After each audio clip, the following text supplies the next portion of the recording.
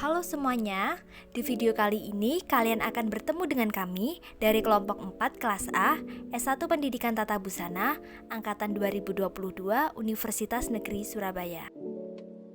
Sebelumnya, ayo kita perkenalan terlebih dahulu.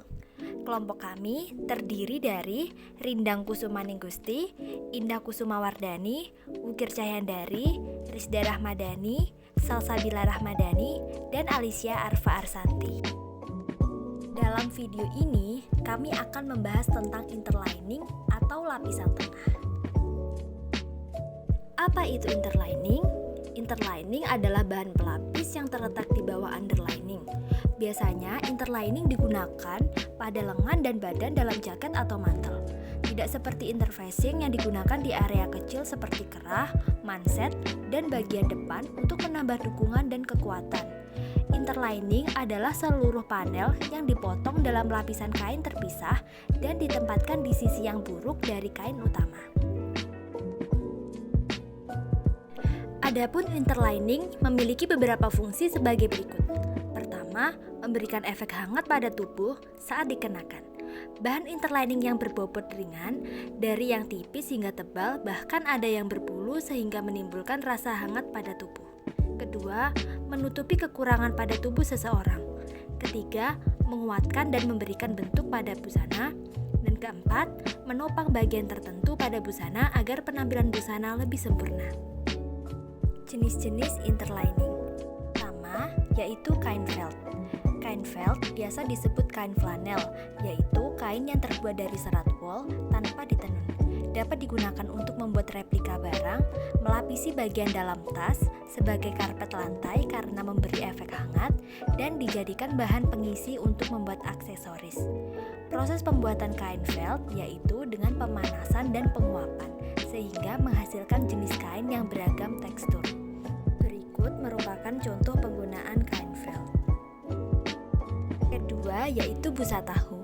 Busa ini biasanya digunakan untuk pembuatan kerudung sebagai bahan pengisi. Teksturnya lebih padat daripada busa angin dan memiliki pori-pori lebih kecil.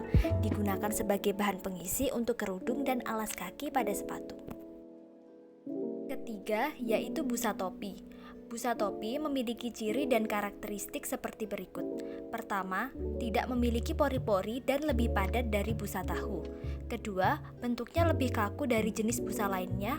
Ketiga, digunakan sebagai bahan pengisi pada topi. Keempat, teksturnya padat dan kaku. Contoh penggunaan busa topi sebagai berikut. Keempat, kabra. Kabra digunakan untuk busana wanita yang terbuat dari perpaduan busa angin, fielt, dan dakron. Memiliki bentuk yang sesuai dengan payudara wanita sehingga dapat melindungi payudara wanita serta memberi bentuk lebih sempurna. Memiliki beragam ukuran cup karena ukuran payudara wanita beragam. Contoh penggunaan kabra sebagai berikut. Kelima, tula atau tila. Tula atau tila memiliki ciri dan karakteristik seperti berikut. Yang pertama, terbuat dari serat beragam seperti nilon, sutra, dan rayon.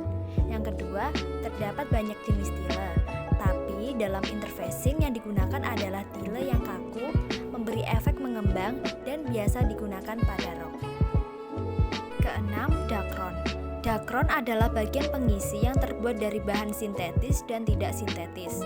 Terdapat dua jenis dakron, yaitu dakron lapis, biasanya dijual satuan meter, dan dakron isi yang biasanya dijual dalam satuan kilogram. Dakron lapis digunakan untuk membuat jaket, selimut, tas, dan lain-lain. Sedangkan dakron isi sebagai bahan pengisi boneka, bantal, guling, bahan pengisi pembuat monogram dari kain flanel, dan lain-lain. Berikut merupakan contoh penggunaan dakron. Ketujuh, balein. Balein merupakan bahan pengisi busana yang umumnya terbuat dari logam, rotan, dan plastik. Digunakan pada pembuatan bustier dan strapless.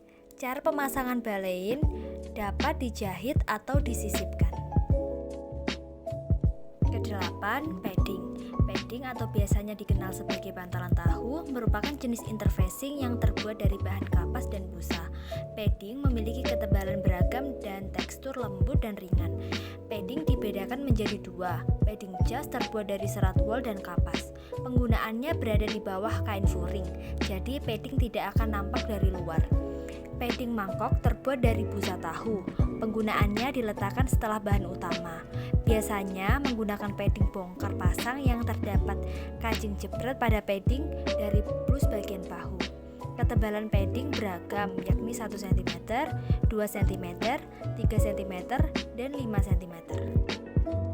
Nah, itu tadi pengertian serta macam-macam dari interlining teman-teman. Semoga bermanfaat and see you next time.